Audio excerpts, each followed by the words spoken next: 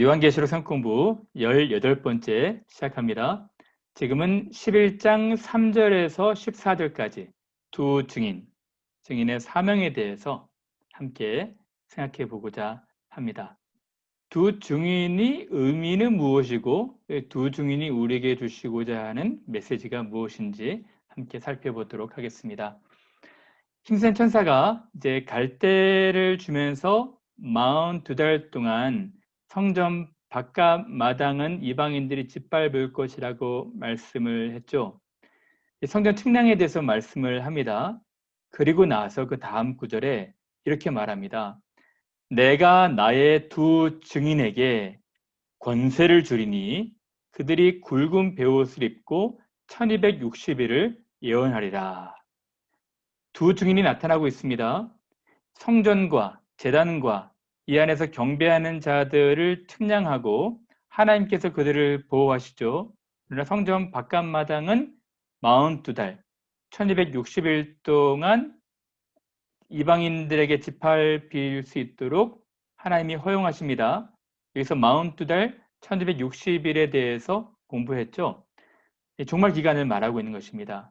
이때 두 증인이 하나님의 말씀을 대언하는, 하나님의 말씀을 증언하는 기간이기로 하다는 것입니다. 두 증인이 근데 입은 옷이 있어요. 입은 옷이 무엇입니까? 굵은 베옷이라고 말하고 있습니다. 왜 굵은 베옷을 입었다고 했을까요? 굵은 베옷은 이스라엘 문화에서 회개를 촉구하는 의미가 있습니다. 두 증인이 굵은 베옷을 입고 이스라엘에게 오고는 여러 세대의 종말 기간에 있는 모든 사람들에게 회개하고 복음을 믿으라고 권하는 것이 되겠죠. 세례 요한의 메시지도 회개였습니다. 예수님의 메시지도 회개였던 것이죠. 회개하라, 하나님의 나라가 가까이 왔다는 메시지였습니다. 하나님께서 이 두 증인에게 주신 것이 무엇입니까? 권세를 주신다는 것입니다. 권세를 주셔서 이 증언 활동을 할 수 있게 하신다는 것이죠. 그럼 또 자세하게 살펴볼까요? 이 두 증인에 대해서. 이 두 증인은 누구일까요? 두 증인이 누구인지에 대해서 그 다음 구절에서 말해주고 있습니다. 그들은 이 땅에 주 앞에 서 있는 두 감람나무와 두 촛대니. 두 증인은 이 땅에 주 앞에 서 있는 두 감람나무와 두 촛대라고 말하고 있습니다. 여러분 어렵죠? 두 감람나무가 무엇이고 두 촛대가 무엇일까요? 이 두 감람나무와 두 촛대에 대해서 알기 위해서는 구약 배경이 있어야 됩니다. 구약을 이해하고 있는 유대인들은 이해를 했던 부분이죠. 스가랴 선지자에 보면 두 감람나무와 두 촛대에 대해서 이야기해주고 있습니다. 다음과 같이 얘기해주고 있습니다. 내게 말하던 천사가 다시 와서 나를 깨우니 마치 자는 사람이 잠에서 깨어난 것 같더라. 그가 내게 묻되 내가 무엇을 보느냐? 내가 대답하되 내가 보니 순금 등잔대가 있는데 그 위에는 기름그릇이 있고 또 그 기름그릇 위에 7 등잔이 있으며 그 기름그릇 위에 있는 등잔을 위해서 7 관이 있고 그 등잔대 곁에 두 감람나무가 있는데, 그러니까 두 등잔대와 두 감람나무를 보고 있었던 것이죠. 하나는 그 기름그릇 오른쪽에 있고 하나는 그 왼쪽에 있나이다 하고 내게 말하는 천사에게 물어 가리되 내 주여 이것들이 무엇이니까 하니 내게 말하는 천사가 대답하여 이르되 네가 이것들이 무엇인지 알지 못하느냐 하므로 내가 대답하되 내 주여 내가 알지 못합니다 하니 그가 내게 대답하여 이르되 여호와께서 스룹바벨에게 하신 말씀이 이러하니라. 만군의 여호와께서 말씀하시되 이는 힘으로 되지 아니하며 능력으로 되지 아니하고 오직 나의 영으로 되느니라. 큰 산아 내가 무엇이냐? 내가 스룹바벨 앞에서 평지가 되리라. 그가 머릿돌을 내놓을 때에 무리가 외치기를 은총 은총이 그에게 있을지어다 하리라. 사람의 힘으로 되지 않기에 하나님께서 능력을 주셔서 하나님이 권세를 주셔서 사역하고 있는 선지자를 말하고 있는 것이죠. 다음 구절은 또 이렇게 말합니다. 내가 그에게 물어 이르되 등잔대 좌우에 두 감람나무는 무슨 뜻이니까 하고 다시 그에게 물어 이르되 금기름을 흘리는 두 금관 옆에 있는 이 두 감람나무 두 가지는 무슨 뜻이니까 하니, 그러니까 금촛대는 이 하나님의 말씀을 힘과 능력과 권세를 받아서 증언하는 그런 사역자를 의미한다면 두 감람나무는 무엇이냐 하는 것입니다. 그래서 그가 내가 대답하여 이르되 내가 이것이 무엇인지 알지 못하느냐 하는지라 내가 대답하되 내 주여 알지 못하나이다 하니 이르되 이는 기름 부음 받은 자 둘이니 온 세상의 주 앞에 서 있는 자니라 하더라. 즉 두 증인은 세상에 회개를 촉구하며 예언하는 하나님 앞에 서 있는 증인들을 말하고 있는 것입니다. 빛을 밝히는 것이죠. 그리고 이 빛을 밝히기 위해서 계속해서 이 올리브유, 감람유가 제공이 되는 것입니다. 여러분, 하나님께서 이제 종말 기간 동안 성전 바깥마당은 이방인들에게 짓밟히도록 허용한 기간이기도 합니다. 그러나 이 기간에 두 증인이 신실하게 복음을 증거해야 되는 사명이 있는 기간을 말하고 있는 것이죠. 그럼 다시 하나님께서 두 증인에게 주신 것이 무엇입니까? 두 증인에게서 주신 것은 다음 구절에 말합니다. 그들이 권능을 가지고 하늘을 닫아 그 예언하는 날 동안 비가 오지 못하게 하고 또 권능을 가지고 물을 피로 변하게 하고 아무 때든지 원하는 대로 여러 가지 재앙으로 땅을 치리로다. 여러분 여기서 비가 오지 못하게 한다 할 때 누가 연상이 됩니까? 기도할 때 3년 동안 비가 오지 않고 또 기도할 때 이 비가 다시 내려왔던 엘리야 선지자를 연상해 주고 있지 않습니까? 또 그 다음 구절 권능을 가지고 물을 피로 변하게 하고 여기서는 또 누가 연상이 됩니까? 출애굽 당시에 모세 선지자의 사역을 연상하고 있지 않습니까? 하나님께서 이 두 증인에게 엘리야와 모세처럼 우리가 성경에 똑같은 사람에게 주신 것처럼 능력, 권능을 부여하셔서 사역하게 하신다는 것입니다. 여러분 두 증인의 사명은 무엇일까요? 1260일, 42달 동안 3년 반 동안 전체 종말 기간 세상에 주의 복음을 증거하는 것입니다. 하나님께서 권능을 주셔서 누구든지 그들을 해하고자 하면 그들의 입에서 불이 나와서 그들의 원수를 삼켜버릴 것이요 누구든지 그들을 해하고자 하면 반드시 그와 같이 죽임을 당하리라. 하나님의 권능과 하나님의 보호가 있다는 것이죠. 그러나 여러분 두 증인은 사명도 감당해야 되고 하나님의 능력 가운데 하나님의 부여하시는 권능 가운데 사명도 감당해야겠지만 겪을 고난도 있다는 것입니다. 그 다음 구절엔 이렇게 말합니다. 그들이 그 증언을 마칠 때 하나님의 보호 가운데 증언하다가 그 증언을 마칠 때 하나님의 때에 무적행으로부터 올라오는 짐승이 그들과 더불어 전쟁을 일으켜 그들을 이기고 그들을 죽일 터인즉 그들의 시체가 큰 성 길에 있으리니 그 성은 영적으로 하면 소돔이라고도 하고 애굽이라고도 하니 곧 그들의 주께서 십자가에 못 박히신 곳이라. 증언을 마칠 때 어떤 현상이 있었습니까? 무적행으로부터 올라오는 짐승이 있었습니다. 이 짐승이 올라와서 이 두 증인을 해한 것이죠. 이 두 증인은 무적행으로부터 올라오는 짐승에 의해서 순교를 당한 것입니다. 무적행으로부터 바다에서 올라오는 짐승을 뭐라고 그랬죠? 이 세상 통치자, 교회를 박해하는 세상 권력이라 말을 했죠. 여러분, 여기서 그들과 더불어 전쟁을 일으켜 그들을 이기고 그들을 죽일 터인즉 그들의 시체가 어디에 있었다고 그랬죠? 큰 성 길에 있다고 그랬거든요. 여기서 큰 성이 무엇입니까? 큰 성 바벨론을 의미하고 있는데요. 요한계시록 14장에 보면 무너졌도다 무너졌도다 큰 성 바벨론이요. 바벨론 앞에 수식어는 큰 성입니다. 크기를 추구하는 최대의 규모, 제국을 자랑하는 이 세상의 본질을 말하고 있었던 것이죠. 그러니까 하나님의 말씀 복음을 증거하는 이 두 증인이 증언을 다 마칠 때 하나님이 정하신 기한이 찼을 때 순교를 당할 수 있다는 것입니다. 그리고 큰 성길에 버려진다는 것이죠. 그들의 시체가 큰 성길에 버려진다는 것입니다. 근데 그 성에 대해서 또 해석해주고 있어요. 그 성은 영적으로 하면 영적으로 해석해주고 있습니다. 소돔이라고도 하고 애굽이라고도 하니 곧 그들의 주께서 십자가에 못 박히신 곳이라. 여러분, 소돔은 어떤 도시입니까?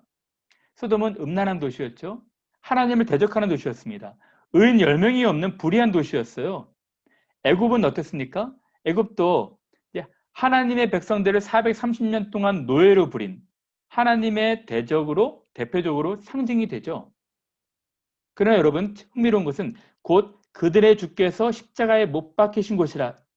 이것이 무엇입니까? 예루살렘을 말하고 있죠. 심지어는 하나님을 믿는다 하고 하나님을 예배한다고 하는 무리들도 악하고 음란하고 어그러진 세대가 되어서 자기 땅에 오신 메시아까지 환영하지 않고 십자가에 못 박아 죽었다는 것입니다. 그 정도로 악하다는 것이죠. 이 세 도시의 공통점은 하나님을 대적하고 교회를 박해한 것이었습니다. 여러분, 두 증인은 하나님이 주시는 큰 은혜로 사명을 감당하다가 그것들이 당할 고난도 있다는 것입니다. 그 다음 구절을 보면요. 백성들과 족속과 방언과 나라 중에서 이 네 개의 의미는 세상 전체를 말하고 있다고 말씀을 드렸죠. 세상 전체에서 사람들이 그 시체를 사흘 반 동안을 보며 무덤에 장사하지 못하게 하리로다. 여러분, 그래서 사흘 반은 3년 반의 축약된 의미입니다. 전체 종말 기간을 말하고 있죠. 종말 기간에 두 증인이 사역을 감당하다가 핍박과 박해도 있겠다는 것입니다. 근데 심지어는 무덤에 장사하지도 못한다는 거예요. 3일 반은 3년 반의 유사 의미고요. 무덤에 장사하지 못하는 것은 고대 이스라엘에서는 어떤 사람을 장사하지 않았냐면 치욕스럽게 죽은 사람들, 이런 사람들은 장례도 없습니다. 그냥 길거리에 방치하는 것이죠. 사도행전 13장에 보면 사도 바울을 돌로 치고 이제 길가에 버리지 않습니까? 성전 밖에 버리는 것이죠. 그들이 생각할 때는 치욕스러운 죽음이라는 것입니다. 두 증인이 겪을 고난이 무엇입니까? 세상으로부터 박해를 받고 심지어는 순교까지 당할 수 있다는 것입니다. 그 다음 구절을 볼까요? 이 두 선지자가 땅에 사는 자들을 괴롭게 한 고로 땅에 사는 자들이 그들의 죽음을 즐거워하고 기뻐하여 서로 예물을 보내리라 하더라. 무슨 구절일까요? 이 두 증인이 사람들을 괴롭게 한다는 것입니다. 어떤 사람들? 땅에 사는 사람들. 땅에 사는 사람들이 누굽니까? 하나님을 대적하고 하나님을 불신하고 패역한 세대로 살아가는 사람들을 말하는 것이죠. 근데 이 두 증인이 어떻게 그들을 괴롭게 할까요? 참되고 진실한 복음을 증거하면 사람들의 양심이 괴로운 것입니다. 초대교회 보면 사도들 베드로가 복음을 전했을 때 저들의 마음에 양심이 찔려 형제여 우리가 어찌할꼬 괴로워하지 않습니까? 복음은 그 양심을 향하고 있어서 성령과 능력과 큰 확신으로 전해지면 심장 깊은 폐부에 들어가서 죄가 들춰내지고 지적되기 때문에 마음이 괴로운 것입니다. 그래서 이 두 선지자를 죽이는 것이죠. 헤롯이 세례 요한을 살해한 것처럼 옳고 바른 말을 하는 증인들을 이 세상은 박해하고 죽이게 되는 것입니다. 그리고 그들이 하는 일을 보십시오. 땅에 사는 자들이 그들의 죽음을 즐거워하고 기뻐하여 서로 예물을 보내리라. 서로 축하할 때 예물을 보내는 문화가 있었거든요. 이 두 증인이 죽음을 당한 것을 보고 즐거워한다는 것입니다. 그러나 여러분, 끝으로 두 증인이 고난 뒤에 얻을 영광이 무엇입니까?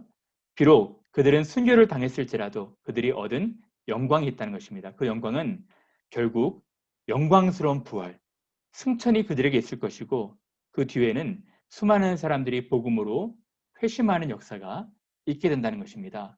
먼저는 다음 구절에 이렇게 기록되어 있습니다. 3일 반 후에 하나님께로부터 생기가 그들 속에 들어가매 그들이 발로 일어서니 구경하는 자들이 크게 두려워하더라. 3일 반 후에 어떤 일이 있었습니까?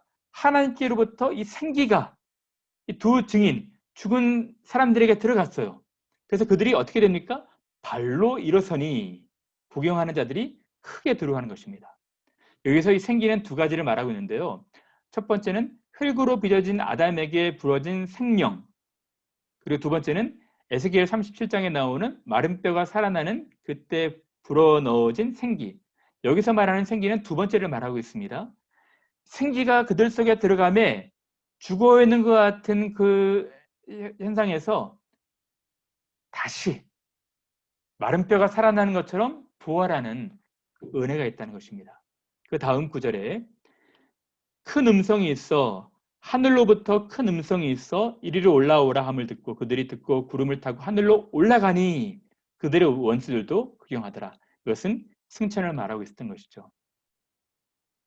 스데반이 복음을 증거할 때 많은 사람들이 괴로워했습니다. 천사의 미소를 한 그를 돌로 쳐서 죽였죠. 그러나 이 스데반이 육체적으로는 죽임을 당했지만 영적으로는 하늘 보좌 우편에 계신 그리스도를 뵙게 된 것입니다. 또 두 증인이 얻은 영광, 즉 사역의 결과는 무엇일까요? 두 증인이 증거한 그 복음으로 믿음으로 구원받은 백성들이 생겨난다는 것입니다. 회개하고 믿는 사람들이 생겨난 거예요. 그때 큰 지진이 나서 성 10분의 1이 무너지고 지진에 죽은 사람이 7천이라. 그 남은 자들이 두려워하여 영광을 하늘의 하나님께 돌리더라. 하나님의 심판이 있을 때 어떤 사람들은 죽임을 당한 사람도 있겠지만 땅에 사는 사람들은 하나님을 대적한 자들의 멸망이 있겠지만 그 남은 자들은 두려움으로 경외함으로 하늘의 하나님께 영광을 돌리는 사람들, 즉 회개하고 믿게 된 신자들이 생겨난다는 것입니다. 여러분, 순교의 씨앗으로 교회가 태동되는 것입니다. 여러분, 아무 의미 없는 무의미한 죽음처럼 보였지만 하나님께서 그 순교자들의 피를 통해서 교회를 계속해서 믿는 신자들을 만들어가는 것이죠. 여러분, 전능자의 그늘이라는 책을 보셨습니까? 짐 엘리엇이라는 사람이 동료 선교사들과 함께 어느 섬에 들어가서 정말 무의미한 죽음을 맞는 것 같았습니다. 그러나 그 이후에 그 아내들의 사역, 또 동역자들의 사역으로 말미암아 그 땅에, 그 섬에 교회가 생겨나게 된 것이죠. 여러분, 우리나라를 볼까요?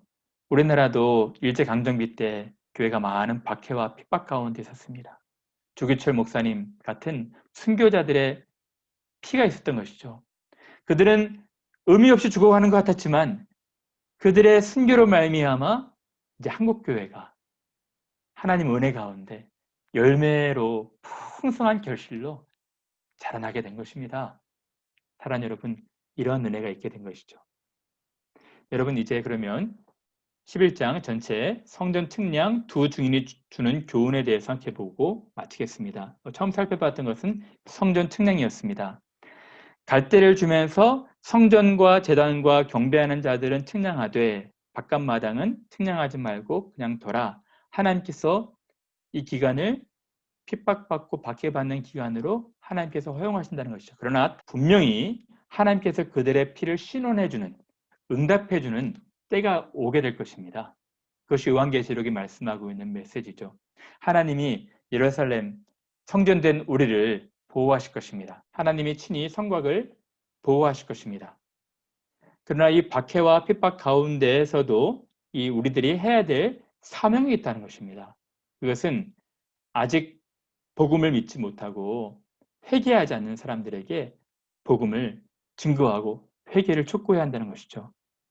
여러분, 그러나 이 땅에서 올라온 짐승, 바다에서 올라온 짐승이 이 두 증인을 박해하고 핍박할 것입니다. 온갖 어려움으로 교회가 시달릴 수 있어요.